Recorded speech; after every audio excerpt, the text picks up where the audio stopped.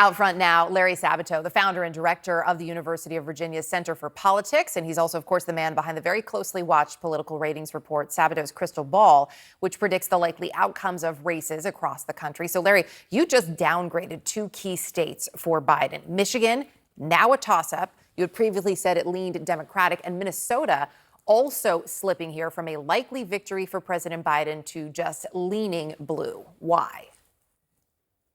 Well, certainly the debate played a role, although I need to stress, as others have, that President Biden had already slipped behind before the debate. He was behind President Trump, before he got on that stage, and it's only gotten worse since. It's pretty stunning to see the CNN poll and a couple of other polls today showing that Trump has a 6-point lead over Joe Biden, and it's 8 points if you consider the entire pool of registered voters. Joe, I tell you what's shocked a lot of Democrats and Democratic donors and others. It's the fact that Donald Trump, for the first time ever, is on the edge of 50%.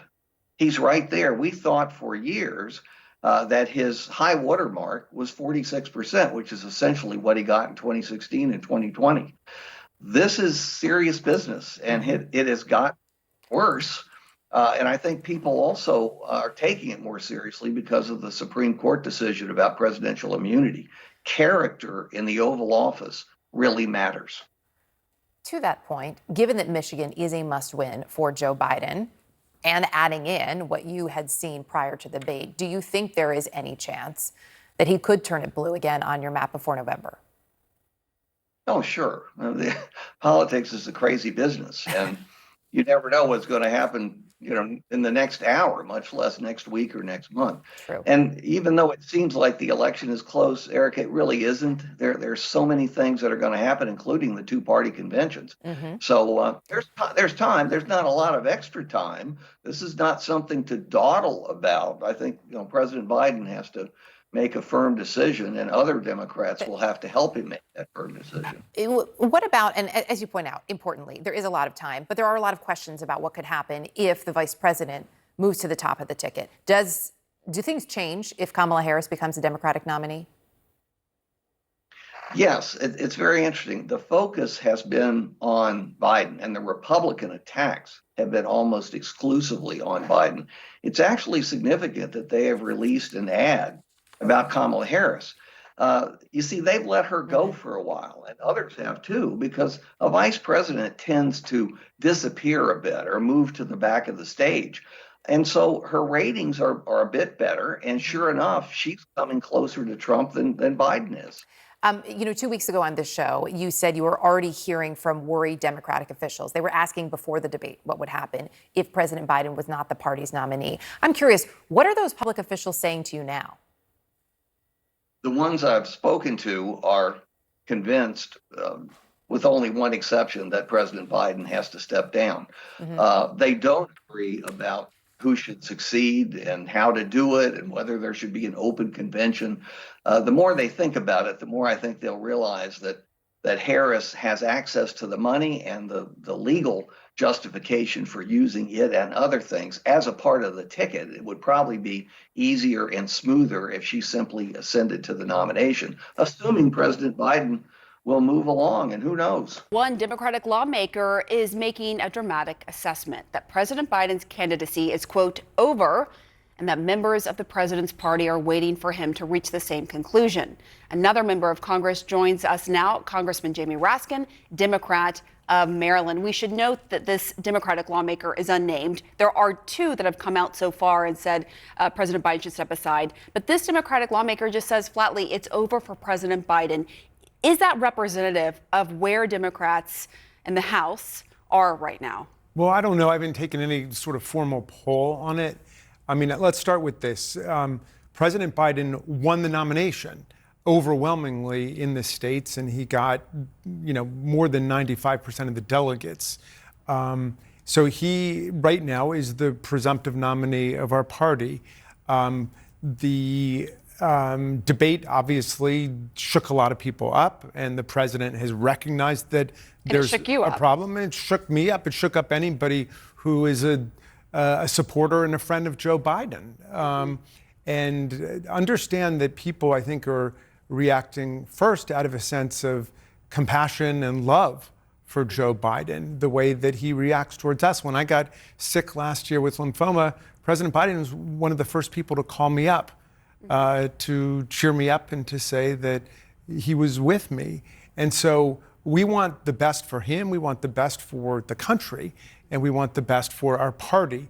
And we're dealing in the situation of a constitutional crisis where the Supreme Court has just handed down this decision that moves us much closer to a constitutional monarchy than a constitutional democracy. And Donald Trump and his forces continue to attack the basic pillars of our democratic institutions all across the country. So right now, President Biden is obviously hearing from a lot of people. He's about to meet with the governors. He's heard from members of Congress, as you've said, on all sides of the issue. And he obviously has a very heavy decision to make, but he won the delegates. And so he's in a situation where he gets to make that decision. But I do think that we don't have a lot of time for him to make that decision. And we, wish him Godspeed in his deliberations. Meantime, we are up against the forces of true monarchy and authoritarianism. Well, let me ask you. Let me stop you there, because I do hear that from a lot of Democrats. Look at the stakes. With Donald Trump, in their view, taking over the White House, you clearly are very concerned in light of the Supreme Court opinion. And it's not just Trump; it's the Supreme Court itself. The Supreme Court itself. Okay, so let's just stop there then. Then do you believe, given the stakes in your view, that President Biden will win in November, as he says? Do you believe him? Do you believe that will happen if he stays as the nominee? I believe, look, I've been out to 21 states. Mm-hmm. I'm campaigning all over the country. I believe that the Democrats understand the stakes in this election. I think most independents understand it. Donald Trump packed and stacked and gerrymandered the Supreme Court deliberately and explicitly to overthrow Roe versus Wade and to steal the freedom that women have over their own lives and over their own families. That same Supreme Court has now gerrymandered things with respect to Donald Trump's trials that he basically has gotten a get-out-of-jail-free card. So then do you believe that Biden will beat Trump in November in light of the debate? Do you believe, as you said here now? I think regardless of who our candidate is, whether it's President Biden or it's Vice President Harris or whoever it may be, we are in the fight of our lives, and I don't take anything for granted. So no, I would not say that we are definitely going to win, but I would say we've got a very strong shot of winning, and we need to obviously hold the Senate. And did that calculation change a little bit post-debate? Well, yeah, the debate has set people back for a week. I mean, it would be ridiculous not to acknowledge that. We've got to get the focus back on what the real issue is and what the real stakes are. We've got an enormously successful Democratic presidency with Joe Biden and with Kamala Harris, where we've done more than $1 trillion investment in the infrastructure and the roads and the highways and the bridges. We dramatically lowered prescription drug prices in the Medicare program. I had constituents paying $500 a month for their insulin shots. It's down to $35. I think for Democrats, it's not about what he's done in his record in the past. It's looking ahead to the 4 years, right? It's looking ahead. Can he beat Trump in November? Can he serve another 4 years? But all those things are you aware of any efforts or have been part of any conversations deliberating with your colleagues in the House to ask the president to step aside or how you should handle this? Can you just help the viewers at home understand these conversations that are happening? Well, the conversations that are happening in the Democratic Party are the same conversations that we're seeing people have on TV and have, in restaurants and across the country. There's an enormous constellation of factors. There is the undeniable tremendous success of the Biden administration in advancing so many of the things that America needs, including action on climate change and the environment, defense of women's rights, defense of the LGBTQ community. All of that is very much part of it, at the same time that we've got to deal with the particular dynamics of the debate and the dynamics of confronting a foe like Donald Trump, who's willing to lie about everything.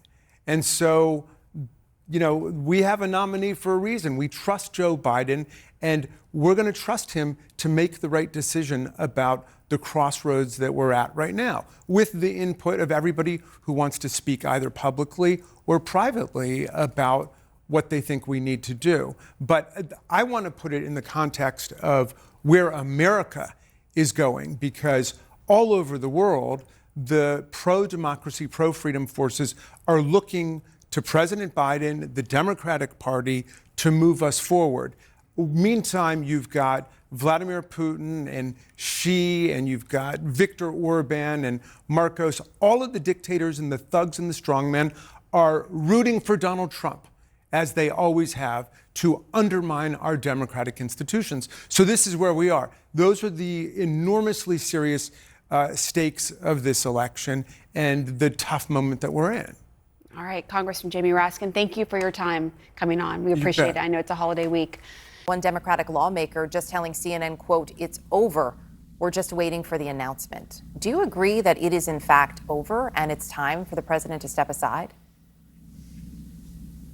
No, but I do believe the White House has a shrinking window in which to turn this around, if it can be turned around. And they're going to do two things and do it very quickly. One is they've got to massively improve their outreach to stakeholders, donors, governors, elected officials, members of Congress, delegates to the convention. They've got to really reach out at senior levels of the White House, not campaign talking points, and have a two-way dialogue, right? A dialogue is two-way communication, not one-way communication. And they need to do that quickly and broadly. And secondly, they got to get Joe Biden out to basically prove he's got it. That was a really bad night, but it doesn't characterize him or his behavior or his ability to carry on. And that means really getting out in public and exposing himself in very substantial ways. And he's got the NATO summit next week. There'll be opportunities for interaction with the public and with leaders of other countries and with the media. He's planning a press conference. That's good. But he's got to really step up that game and disprove what is setting in, which is the perception that he no longer has it. But sir, to that point, right, on the second point that he needs to be out there, we are 6 days now past this debate. It is surprising to many people, I have certainly been told this by a number of folks, that there has not been more of an effort to put the president out. And the message that sends, if he's not being put out, what is the reason? Is it because there's concern that he can't handle those moments? Is that the message that is being sent? Perhaps with the best of intentions, I don't know. I believe that senior White House officials are unwittingly contributing, exactly as you suggest, to the perception that he's not out there because he can't be. I hope that's not true. And I want to sort of take a pause here. I think Democrats should make decisions not in haste and panic, but with calm calculus and with lots of input from the White House and lots of reflection. We need that kind of family dialogue. We need that family therapy, but we need it quickly because time is running out. We don't have a lot of time here to make some really critical decisions. And ultimately, that decision rests with the president, who has 3,900 pledged delegates to the National Convention. You talk about the need for a conversation. You also noted in your first answer the one-way dialogue. We're hearing a lot of one-way dialogue from people who are saying, okay, it's time for the president to step aside. One of the most recent, Reed Hastings, co-founder of Netflix, one of the biggest donors to the Democratic Party, just telling the New York Times tonight, Biden needs to step aside, and he is not the first big donor to sound the alarm. I wonder, the polling, not great perhaps, but when it comes to money, that's another thing. Can the campaign continue to ignore these very public pleas, especially from their donors? Everybody's opinion has to be factored in. Let me just say, this is a consequential president. He passed more legislation than any president since Lyndon Johnson. He took us out of the pandemic. He tried to right the ship of state after the disaster of Donald Trump. He deserves respect and dignity, and not drive-by shootings calling for him to step aside. I don't think that's the way to treat Joe Biden. And I know for sure, knowing the man, it's not the way to get him to reflect the way you want him to reflect on what happened last week. To that point, then, there have been more public calls. As I noted, 2 now House Democrats have called publicly for the president to step aside. What are the conversations privately about how best to address this, to have that family conversation that you mentioned? Well, as you might imagine, I think there are pockets of conversation all over the place. I do think that there is a real danger if the White House doesn't step up its game in communication with the House of Representatives. There are lots of people who are processing what happened, but if they're left to their own without any real serious input from senior members of the White House, they're going to make a decision based on what they think they know, what they've been given, what they perceive, and what they think is in the best interest of their constituency and their own future. Congressman Jerry Connolly of Virginia, really appreciate you taking the time to join us tonight, sir. Thank you. My pleasure, Erica. Thank you. Out front now, former Democratic Congressman Max Rose of New York and David Urban, former senior advisor to the Trump campaign. Good to have you both here. Congressman, I know you've had concerns about President Biden. Where do you stand tonight? Do you believe it's time for the president to step aside? If the president is in serious, irreversible cognitive decline, absolutely. If he is not, I think he still stands as the best person to beat Donald Trump. Now, it is the responsibility of the White House, as well as the president's campaign, to very obviously and clearly and forcefully show the American people that the president is not, in fact, in cognitive decline. Unfortunately, what I feel like they are not understanding, the president's staff or his campaign, is that every day that they don't do something clearly obvious and repeat it over and over and over again, it looks like they're lying or hiding something. And that's what really has to change. And what will happen next week, and I think Congressman Connolly pointed to this, is you're going to see some serious activity from the House, most especially the frontliners, who are those sitting Democrats in very difficult seats. There's potential for a letter to come out. There's potential for more individuals to stand up. And they don't care about anything, rightfully so, other than keeping their seat. And right now, the facts and the stats could point to them having to do something like that unless the president's campaign markedly shifts. Which in many ways goes back to our own MJ Lee's reporting that these next few days really are consequential for the president. David, you don't think Joe Biden is going anywhere. Why? Listen, I don't to this point, Erica. Listen, Congressman Rose has it exactly right. The Democrats in the front line, those frontline House races are going to be the people that, and Reed Hastings and the donors are going to be people that turn up the pressure. Bob Casey in Pennsylvania, who's facing a very tough race against Dave McCormick. Those are the people who are going to squeal. But right now, it appears that Joe Biden is surrounded by a Praetorian Guard of his family. His wife, who's on the cover of Vogue magazine with a let them eat cake moment, appears not to be concerned about her husband's well-being or the country's well-being for that matter, and letting the president continue on in this state. Listen, Erica, there's been exhaustive reporting now all of a sudden. It just popped up for the New York Times and other places that the people have had concerns about the president for quite some time. Listen, when the president turned down a softball interview for the Super Bowl, right? Everybody does that. It's a softball in front of a huge crowd. People were questioning even that. Well, maybe he's not up to it, right? Maybe he's not up to it. So as long as his family's taking advice from Hunter and Jill Biden, Joe Biden's not going anywhere. And interestingly, if the Democrats, if Congressman Rose and others think that Donald Trump is an existential threat to democracy, they're not going to just wait for Joe Biden to make a decision about whether he's going to stay. They're going to go to the White House. They're going to pound on the door. They're going to say, get in the car. We're done with you. If you believe, you can't have it both ways. If you believe Donald Trump is the end of the world, then you want your best candidate forward. You can't say, well, we don't want to, Joe Biden's a nice guy and he's done some good things and we might let him ride off into the sunset. You go there, you say, pack your bags and you're gone. You either want to win or you don't want to win. In addition to all the other grim headlines the Biden campaign is facing, there is now this one just out in the New York Times. Netflix co-founder becomes one of the biggest Democratic donors to call for Biden to step aside. That would be Reed Hastings telling the Times, quote, Biden needs to step aside to allow a vigorous Democratic leader to beat Trump and keep us safe and prosperous. The campaign, by the way, took in $127 million last month.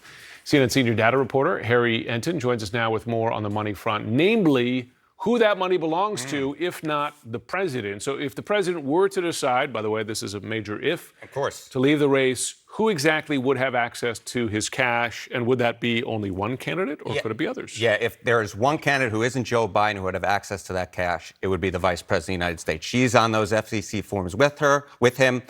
She, according to law, she has access to it.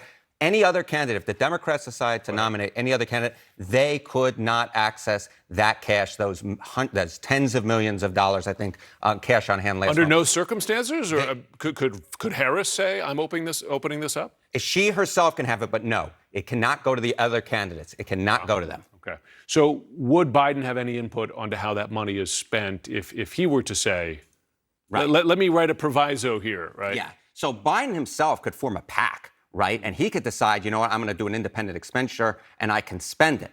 But here's the deal. It is written in the law that candidates have better money. Their money goes further on television advertisements. They get a discount if they're candidates. A PAC does not get those discounts. So his money wouldn't necessarily go as far.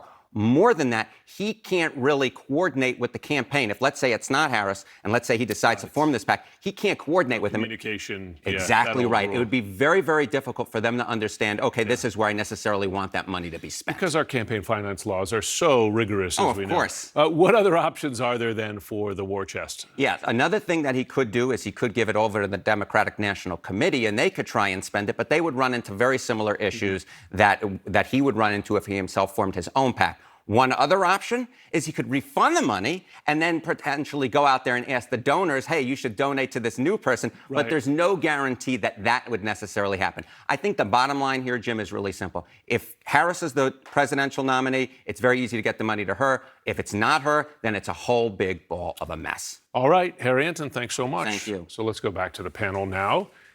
Let me ask you, Ashley, the governor said it's got to be Harris. In effect, you, of course, worked for the vice president. Do you agree? Does it have to be Harris? Are there no circumstances where the party could say, well, you know, this is a team effort here. We got to open it up and see who's the best candidate? Well, Jim, I hate to disappoint. I don't know the inner workings of the party that much, but I've been told by the campaign that that is the case, that the money would be transferred to Harris. But here's the reality is, you know, big donor money, it matters, you know, because it does signal to other big donors, you know, where they should they continue to invest in the campaign. But what matters most, it's not the end all be all, but what matters most is what we just saw at the end of this past weekend after the debate, which is that the president raised $33 million. And that was from small donors, everyday Americans writing checks. And there's one thing I know, having worked on 4 presidential campaigns, is you don't write a check to a campaign that you think is actually failing. So the fact that they've raised the most money that they ever have among grassroots everyday Americans over the past week is impressive. And that says a lot. And that says that the American people have some level of confidence in this president and in this campaign. So wherein, you know, Reid stepping down, what matters most and is a bigger indication of momentum and strength is these small dollar donors, and they're there for the president. Fair point. I mean, as big donors go, I mean, I've seen big donors change their minds, certainly when it comes to, say, a Donald Trump on the Republican side. Van Jones, if what you're saying is true, and by the way, it's CNN's reporting as well, that inside the party there is far more panic than is leaking out into public commentary there, what is your view of opening it up as opposed to the president saying, I'm stepping down, if he does, by the way, that's a big if, I'm stepping down and it's got to be Harris? Is there actually another realistic option to consider more candidates? No. Well, I mean, there is, and Clyburn has suggested that perhaps there should be what he's calling a mini primary where, you know, at least among the delegates, there would be an opportunity for people to raise their hand. But I do think that all things being equal, it's hard to imagine leapfrogging Kamala Harris. If everybody basically has the same basic shot at Trump, then you should go with your vice president. Now, if it turns out that she's 7 points down and there's somebody else who's clearly the favorite, then I think you have that conversation. But let me just say one more thing, which is that it's exactly correct. There is a rallying to Biden happening. You can see it in 2 places. You can see it in the fundraising, with the small dollar donors, and you can really see it online today. The Biden-Harris hashtag was outperforming 4th of July, Independence Day. So there is a rallying, similar to when Donald Trump got in trouble, there was a rallying to him. The problem is, even though you have that as one current, the bigger current is a current of fear. This campaign is like a paper bag that somebody put on a wet counter. That wet counter is the debate performance. If you pick up that paper bag, it's going to fall out. And so what's happening is, yes, there is a countercurrent of people who are rallying to him, but there's a lot more people who are beginning to fall away. That's what's happening. Yeah, I like that image, that metaphor. Adam Kinzinger, when Trump was convicted, there was a bit of a drop in his polling numbers, but of course you did not see Republican lawmakers, newspapers, et cetera, calling for him to withdraw. Is the panic threshold different for Democrats than Republicans? Yeah, because the Democrats aren't a cult yet. I mean, look, if you look back 8 years and basically up until the last couple of years, there have always been people speaking out against Donald Trump. And actually, to be honest with you, I don't think it's unhealthy for the Democrats to have this conversation. We're still a few months away. But what's happened is all opposition, all free thought, all independent thinking has been quashed in the Republican Party. So don't take, and I see this online too with some of the chatter, people saying, well, the Republicans have so much more discipline than the Democrats. No, that's not true. The Republicans are officially a cult with a platform that is simply, we support Donald Trump and no issues. Don't become like them, because trust me, it doesn't work out for this country or for the party in the long run. And listen, for comparison, you have Democratic lawmakers coming out to say the president should step down. We need a stronger candidate. You don't have, as you had with Trump or have with Trump, people who served President Trump who say he's a danger to the nation, right? Which is a John Bolton or a Mark Esper, or yourself. You didn't serve his administration, but you're a Republican who served at the time. So we should be clear, those are apples and oranges in terms of comparison there. Governor, when you look at this race, would you say the next few days are critical? Because even from inside the Biden White House, there was some CNN reporting saying that, he's watching the numbers, right? That he and his team are looking for a plummeting of polls, and that if the polls were to plummet, which they haven't yet, they've come down, but they haven't plummeted, that he might reconsider. Would you say the next few days are going to make the decision for him? Well, my prediction after I saw the bad debate was that this is going to go away in 10 days. So I'd say the next few days are critical, because 10 days aren't up yet. And the attention of the media and the attention of the American people is about 10 days long every time something like this blows up. And the next thing we'll be talking about Putin doing something awful, or the elections in the UK, which will send Labour back to the government. And maybe we'll switch the subject, because right now we've got a guy who's 81 years old who made some mistakes in the debate. So what? He's got 4 years of really incredible service. Especially, I truly believe, and I teach this, I teach foreign policy. I believe that Biden has the best domestic foreign policy record. Domestic policy record of any president since Lyndon Johnson. Now, that's pretty extraordinary. And once people start focusing on that again, I think some of this is going to go away. But I could be wrong. I've been wrong before. I just don't remember when. To your point, I did say to my team after the Trump felony conviction that within a few days we'll be talking about something else, and we were, and it happens. Ashley, you've been involved inside the room, as it were. You're the room where it happened. What do you believe is going on behind the scenes in the Biden camp tonight? Well, I think they're trying to fortify. I think they're rallying around the president. They're obviously meeting with surrogates, talking to governors, talking to elected officials. As I said earlier, they're trying to stop the bleeding. But I think what they really need to do is to get on positive footing. I mean, to the governor's point, the president has an incredible story. If you look at the numbers and the metrics that matter in the campaign right now, from the infrastructure he's building on the ground to the fundraising, he's in a strong position. They've got to stop, to use the congressman's phrase, we've got to stop bedwetting. As Democrats, we're prone to doing that. We've got to get fortified and get focused and be very clear about not just what's at stake, but why Joe Biden is the best candidate to bring this, to continue us down this path of progress. But Van, you're hearing from inside the White House that there are many, just quickly, who don't think this is just bedwetting. They think it's a real reason to reconsider. Hey, I'm wearing Pampers, Huggies, and Depends. If you can call me a bedwetter all you want to. I'm concerned. I'm scared. The whole enchilada is on the table for American democracy, and the Democratic Party has to put forward the best person. Nobody. Let me just say one thing about Joe Biden. Every single person that mentions his name says they love him. They don't say they respect him. They do. They don't say they admire him. They do. They say they love Joe Biden. We're not talking about somebody that we don't love and admire. We just want to get across this finish line. And if it's the right thing to do, I know he will let us do it with somebody else.